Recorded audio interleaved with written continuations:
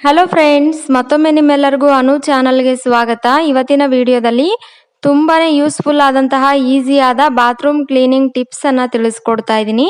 ಕೈ ನೋವಿರುವವರಿಗೆ ಮತ್ತು ತುಂಬಾ ಈಸಿಯಾಗಿ ಕಡಿಮೆ ಸಮಯದಲ್ಲಿ ಕಷ್ಟ ಪಡದೇನೆ ಕ್ಲೀನ್ ಮಾಡಬೇಕು ಬಾತ್ರೂಮ್ ಅನ್ನ ಅನ್ನೋದಾದ್ರೆ ಅಂದ್ರೆ ಬಾತ್ರೂಮ್ ಟೈಲ್ಸ್ಗಳನ್ನ ಈ ವಿಡಿಯೋನ ಖಂಡಿತ ಸ್ಕಿಪ್ ಮಾಡದೆ ಪೂರ್ತಿಯಾಗಿ ನೋಡಿ. ಈ ವಿಡಿಯೋ ನಿಮಗೆ ತುಂಬಾನೇ ಯೂಸ್ಫುಲ್ ಆಗುತ್ತೆ. ವಿಡಿಯೋ ನೋಡಿದ್ಮೇಲೆ ಇಷ್ಟ ಆದ್ರೆ ಒಂದು ಲೈಕ್ ಮಾಡೋದನ್ನ ಮಾತ್ರ ಮರಿಬೇಡಿ, ಆಯ್ತಾ? ಬನ್ನಿ ಹಾಗಾದ್ರೆ ವಿಡಿಯೋನ ಸ್ಟಾರ್ಟ್ ಮಾಡೋಣ. ಬಾತ್ರೂಮ್ ನಲ್ಲಿರುವ ಟೈಲ್ಸ್ ಗಳನ್ನ ಕ್ಲೀನ್ ಮಾಡ್ಕೊಳ್ಳೋದಕ್ಕೆ ಮೊದಲನೇದಾಗಿ ಲಿಕ್ವಿಡ್ ತಯಾರಿಸಬೇಕು. ಅದಕ್ಕೋಸ್ಕರ ಒಂದು ಜಗ್ ಆಗುವಷ್ಟು ಬಿಸಿ ನೀರು ತಗೊಳ್ಳಿ, ಅಥವಾ 2 ಗ್ಲಾಸ್ ನೀರನ್ನ ಬಿಸಿ ನೀರನ್ನ ಅಳತೆ ಮಾಡಿ ಒಂದು ಪಾತ್ರೆಗೆ ಹಾಕೊಳ್ಳಿ. ಆ ಪಾತ್ರೆಗೆ ಹಾಕಿದ್ದಾದ ನಂತರ ಬಿಸಿ ನೀರಂದ್ರೆ ತುಂಬಾ ಕುದಿಯುವಂತ ಬಿಸಿ ನೀರಲ್ಲ, ಉಗುರು ಬಿಸಿಗಿಂತ ಸ್ವಲ್ಪ ಜಾಸ್ತಿ ಬಿಸಿ ಇದ್ರೆ ಸಾಕು. ಅದಕ್ಕೆ ನಾವು 1 ಟೇಬಲ್ ಸ್ಪೂನ್ ಸರ್ಪಿನ ಪುಡಿನ ಹಾಕೊಳ್ಬೇಕು. ಯಾವುದೇ ರೀತಿಯಾದ ಸರ್ಪಿನ ಪುಡಿ ಆದ್ರೂ ಕೂಡ ಪರವಾಗಿಲ್ಲ, 1 ಟೇಬಲ್ ಸ್ಪೂನ್ ಹಾಕೊಳ್ಳಿ.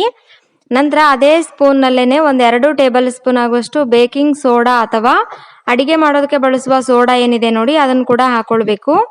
ಇದೆರಡು ಪದಾರ್ಥ ಖಂಡಿತ ಬಳಸಲೇಬೇಕು.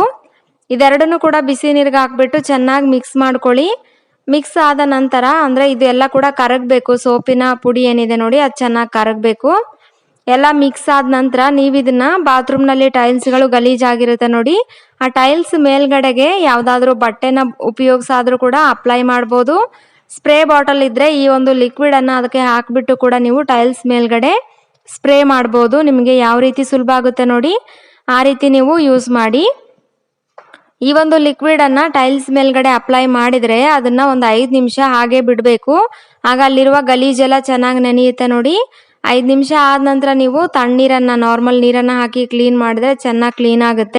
ತುಂಬಾ ಜಾಸ್ತಿ ಕಲೆಗಳು ಗಲೀಜಿದ್ರೆ ಮಾತ್ರ ಬ್ರಷ್ ನಲ್ಲಿ ಉಜ್ಜಿಬಿಟ್ಟು ಕ್ಲೀನ್ ಮಾಡ್ಕೊಳ್ಬಹುದು.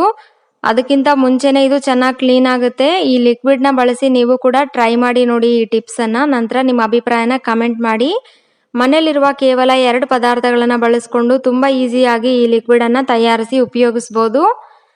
ಟ್ರೈ ಮಾಡಿಬಿಟ್ಟು ಅಭಿಪ್ರಾಯ ತಿಳಿಸೋದನ್ನ ಮರಿಬಾರ್ದು. ವಿಡಿಯೋ ಇಷ್ಟ ಆದ್ರೆ ಒಂದು ಲೈಕ್ ಕೊಡಿ. ಜೊತೆಗೆ ಚಾನಲ್ ಅನ್ನ ಇದುವರೆಗೂ ಸಬ್ಸ್ಕ್ರೈಬ್ ಮಾಡ್ಕೊಂಡಿಲ್ಲ ಅಂದ್ರೆ ವಿಡಿಯೋ ನೋಡಿದ್ಮೇಲೆ ನಿಮಗೆ ಈ ಚಾನಲ್ ಇಷ್ಟ ಆದ್ರೆ ಸಬ್ಸ್ಕ್ರೈಬ್ ಮಾಡ್ಕೊಳ್ಳಿ ಫ್ರೆಂಡ್ಸ್. Thank you.